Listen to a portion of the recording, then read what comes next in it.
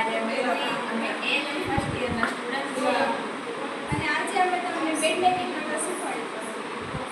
પહેલા તો આપણે એના ઇન્સ્ટ્રુમેન્ટ્સ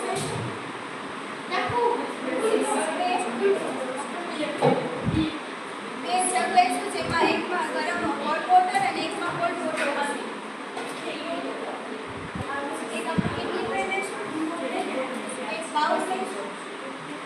ત્યારબાદ આપણે બોટમ શીટ, ત્યારબાદ આપણે mackintosh, draw sheet, pillow with cover, top sheet and blanket અને tray લઈશું. તો પહેલા આપણે હોટ વોટર અને કોલ્ડ વોટર બે મિક્સ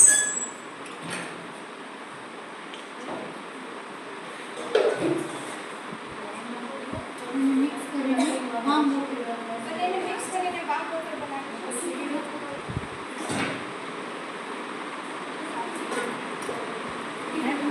ત્યારબાદ આપણે ટોવેલથી વામ વોટરમાં ટોવેલને પલાળી અને બેડને ક્લીન કરીશું અને તેમાંથી આવેલો ડસ્ટ આપણે કેટલી ટ્રે નાખીશું.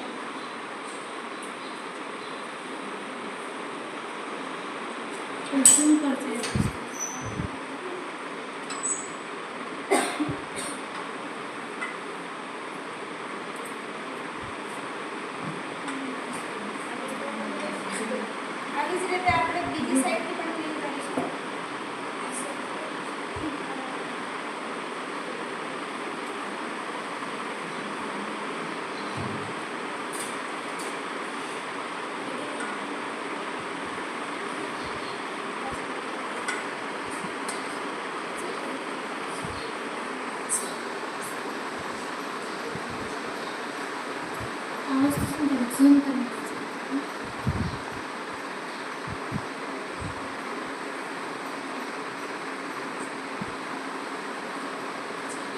મેટ્રેસને ઓફ કરી એને પણ ક્લીન કરીશું.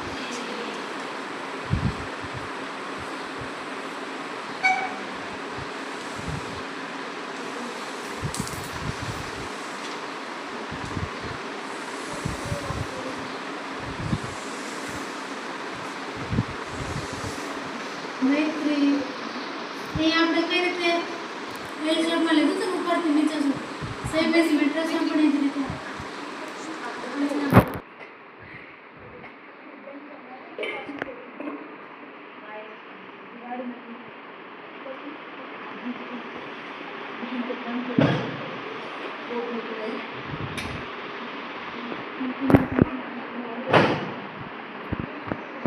ત્યારબાદ આપણે મેટ્રેસને પણ ક્લીન કરીશું.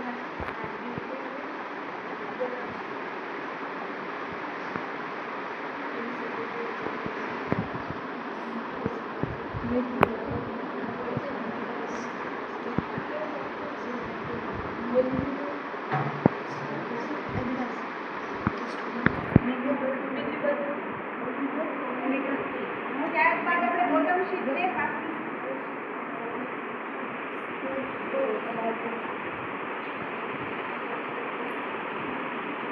એ ઝૂમ કરજો.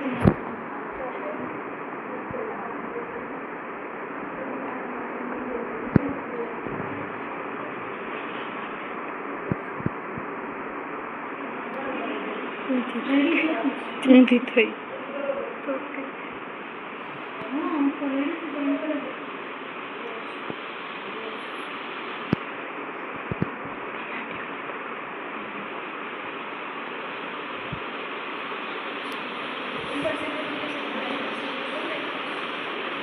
ત્યારબાદ આપણે બોટમ શીટને પ્રોપર રીતે ટક કરીશું, જેમાં તેને સી શેપ આપવું પડશે.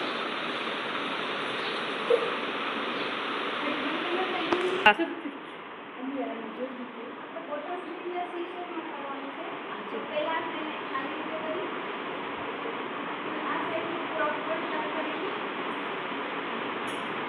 ત્યારબાદ એને પ્રોપર સી શેપ બનાવો.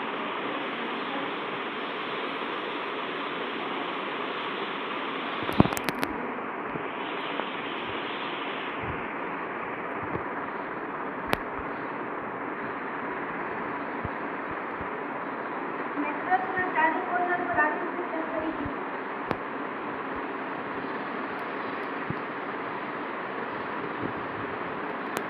સ્ટોપ પણ વાંધો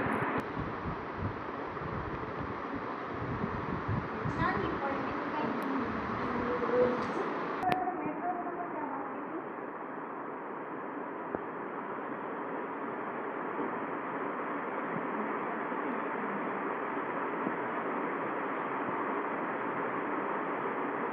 ત્યારબાદ આપણે જોશ મળવાનું છે.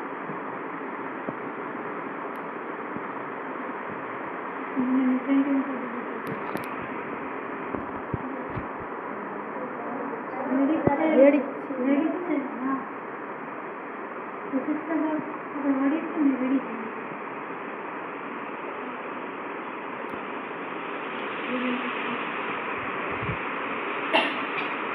ત્યારબાદ આપણે કિલો કવર છે તેને આપણે રાખીશું.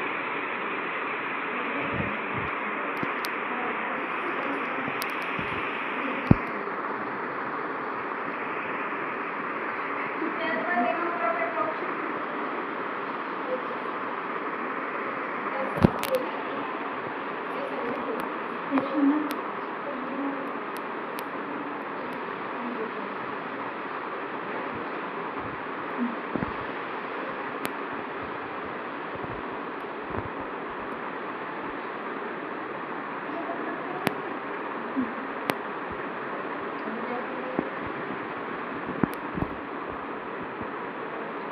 ટોપશને પણ આપણે કોર્નરથી સી શેપમાં ટચ કરીશું.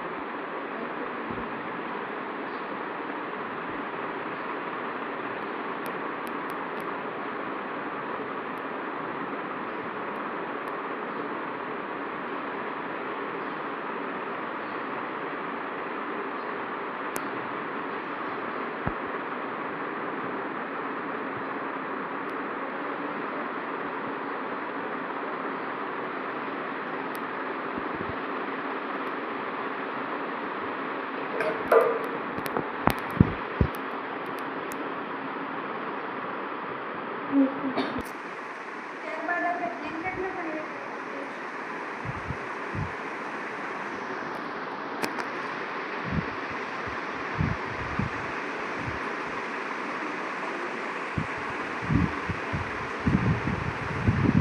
બ્લેન્કેટને પણ આપણે સી શેપમાં ટચ કરીશું.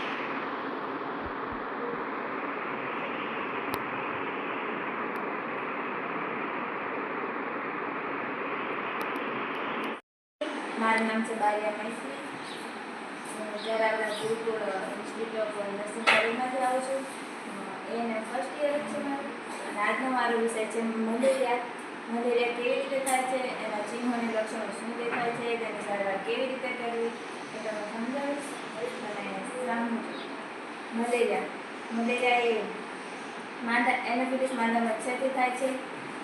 તે ચોક્કસ પ્રકારના જીવજંતુના કરડવાથી થાય છે. જે મચ્છર આપણને કરડે છે તેનાથી આપણે મલેરિયા થાય છે. ચોક્કસ પ્રકારના જીવજંતુ પેરાસાઇટ નામના બેક્ટેરિયા હોય ને એનાથી થાય છે. જેમ કે આ ફિમેલ એનોફિલિસ માદા મચ્છર, આ મચ્છર આપણે કરડે ને તો મલેરિયા થાય. અને જો દૂષિત પાણી આપણે પીએ ને, ચોખ્ખું પાણી ના હોય ને દૂષિત હોય એ પીવાથી આપણે મલેરિયા થાય છે. પછી એના ચિહ્નો અને લક્ષણો શું દેખાય છે? ઉલટી આવે છે, માથું દુખે છે, તાવ આવે, ઠંડી લાગે, પછી ગમે એટલું ઓળવાથી પણ આપણને ઠંડી લાગે અને દાંત ગજવી આવે છે. પછી પલ્સ એટલે કે હૃદયના ધબકારા ફાસ્ટ થઈ જાય છે, માથું દુખે છે, પછી આ તાવ આવે ને પછી પેટમાં પણ દુખાવો થાય છે. જો આવા આપણું લક્ષણો દેખાય ને તો આપણે છે ને મલેરિયા થયો એવું માનવું. લક્ષણો થઈ ગયા હવે એની સારવાર કેવી રીતે કરવી? આ લક્ષણો દેખાય ને તો આપણે છે ને દવાખાને રિપોર્ટ કરવાનો, ડૉક્ટરને બતાવવાનું કે આવા લક્ષણો દેખાય છે, આવી સારવાર. એના માટે વેક્સિન પણ આવે છે. રેસ્પિરોક્સ નામની વેક્સિન આવે છે, એ વેક્સિન કરવાની. એના માટે મલેરિયા કંટ્રોલ પ્રોગ્રામ પણ ચાલુ કરવામાં આવેલો છે, જેથી મલેરિયાને નાબૂદ કરી શકાય. યોગ્ય સારવાર લેવી, મચ્છરદાનીનો ઉપયોગ કરવાનો, આજુબાજુ ખાડા અને તાવ આવવાની તાવ કેવી રીતે આવે છે? તાવ દેખાતી ન હોય, 37.5 સેલ્સિયસથી વધારે તાપમાન થઈ જાય છે ત્યારે આપણને તાવ આવે છે. તો તાવ આપણને કેવી રીતે આવે કેવા પ્રકારનો તાવ જ્યારે આપણે ખેંચી લે તો થોડી વાર સાદ રહી આવે ખેંચી લે કે 10 મિનિટ એના લીધે પણ તાવ આવે. વધારે ઉઠેલા સાલ ખેંચી લે થોડી તાવ વાર આવે ત્યારે આપણને ઠંડી લાગે, પછી તાવ આવે ત્યારે આપણને માથું દુખે, તાવ આવે એના કારણે આપણને ઉલટી થાય, ઝાડા આવે, આંચકી, પેશાબનું ફરવું, મોઢું સુકાઈ જાય, તેવી નબળાઈ આવી જાય, તેવા બધા લક્ષણો જોવા મળે. અને જ્યારે આપણને તાવ આવે ત્યારે આપણે એની સારવારમાં ઠંડા પાણીમાં પોતા મૂકવા જોઈએ. પછી ક્લોરિનેશનવાળું પાણી પીવું, એટલે ગરમ પાણી પીવું, અથવા તો માટલાનું પાણી હોય ને તેવું પાણી પીવું. પછી એને પેરાસિટામોલ ઘરની દવા આપીએ, પછી ઘરમાં અગરબત્તી કરીને પછી પુદીનો અને આદુનો ઉકાળો કરીને પીવડાવવું. પછી સફરજન, દાડમ, મગનું પાણી, દાળ ભાત, ખીચડી તેવો બધો ખોરાક આપવો. પછી એને અટકાવવા માટે આપણે હાથની સાબુથી ધોવા જોઈએ, ધૂમ્રપાન ન કરવું જોઈએ, ખાંસતી વખતે મોઢા પર રૂમાલ રાખવો જોઈએ, મચ્છરદાની લગાવવી જોઈએ.